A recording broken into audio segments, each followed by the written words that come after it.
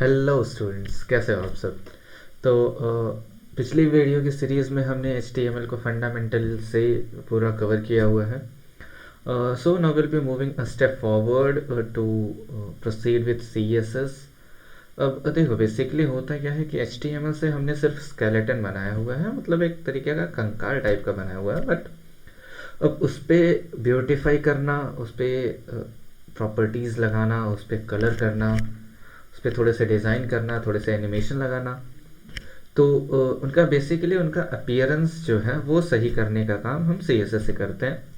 So if you are very new to this series और to this channel, I request you to just go through the HTML fundamentals, so that आपको ये पता रहे कि आप जो CSS अप्लाई कर रहे हो वो किस पर्टिकुलर एलिमेंट पे हो रहा है या किस तरीके से हो रहा है, उसका फ्लो क्या है।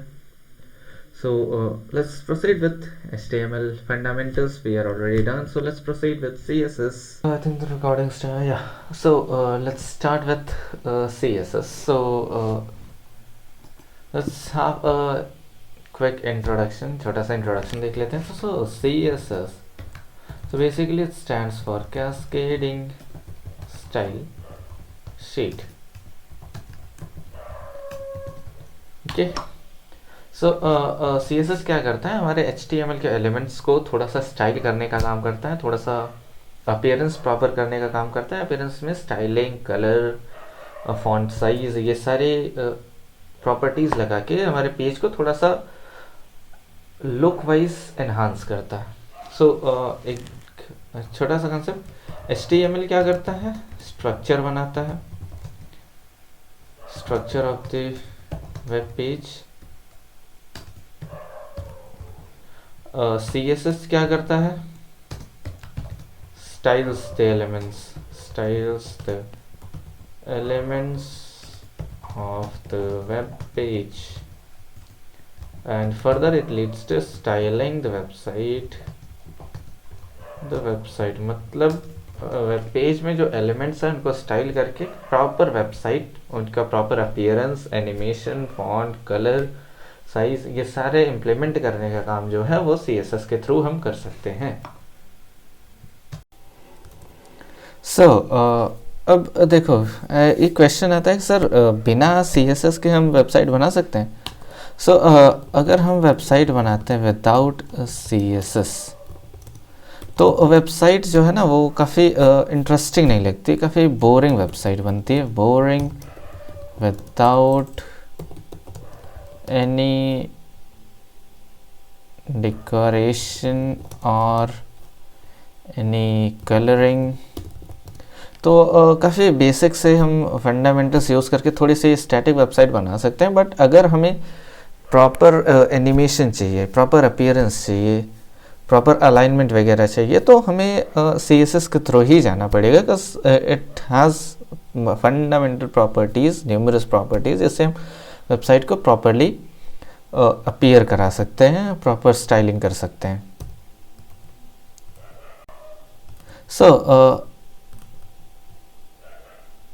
अब देखो, होता क्या है कि CSS जो है ना वो किसी न किसी एक्चुअल HTML एलिमेंट पे इम्प्लीमेंट होता है। जैसा कि सपोज हमने पढ़ा था H1, तो CSS को हम H1 पे इम्प्लीमेंट कर सकते हैं।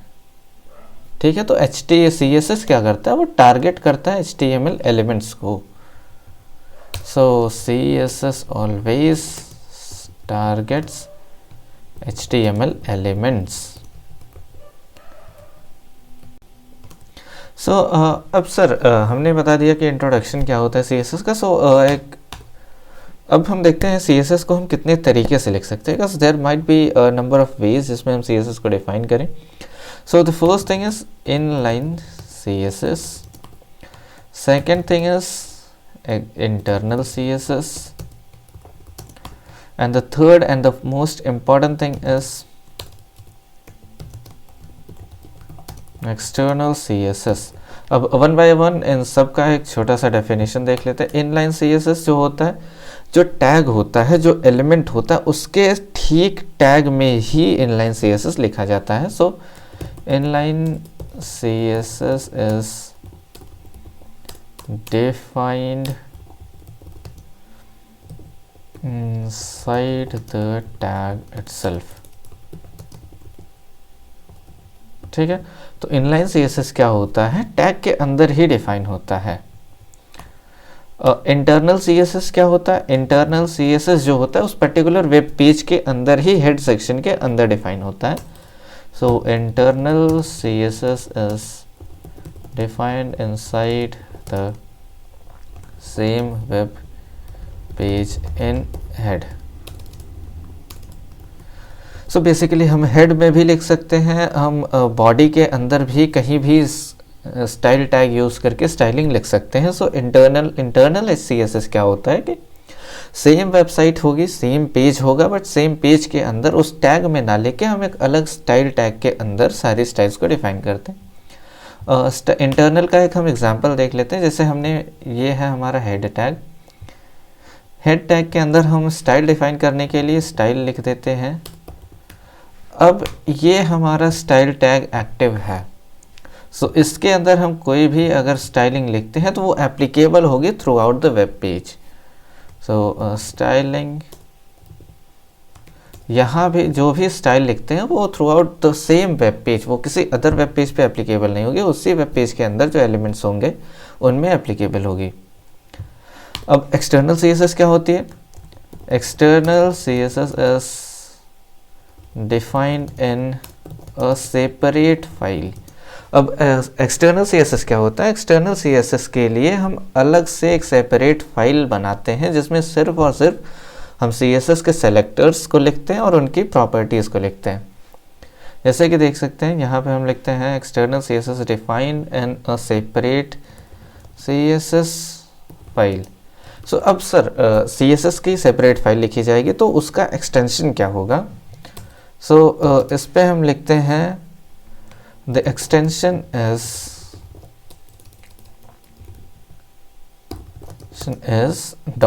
.css। so .css के एक्सटेंशन से हम एक्सटर्नल CSS फाइल बनाते हैं और उसे हमें इंपोर्ट करना होता है हेड के अंदर लिंक टैग का यूज़ करके। ठीक है, जैसा रिलेशन हमने बना दिया स्टाइल शीट, यहाँ रेफरेंस में हम डालेंगे उसी CSS की लोकेशन, जो कि हम आगे देखेंगे अगले वीडियो में, कि यहाँ पे हमें CSS लोकेशन देखना पड़ेगा, location of the CSS file dot extension भी देना पड़ेगा। सो यहाँ पे हम एक्सटर्नल CSS फाइल को लिंक करेंगे और उस फाइल के सारे प्रॉपर्टीज़ हमारे इस पर्टिकुलर वेब पेज में इंपोर्ट हो जाएंगी। So guys, this is the basic introduction of CSS। So in our next video we'll be covering about selectors and further we'll be studying more properties of CSS, selectors को use कैसे करना है, उनमें implement कैसे करना है, display properties क्या होती हैं,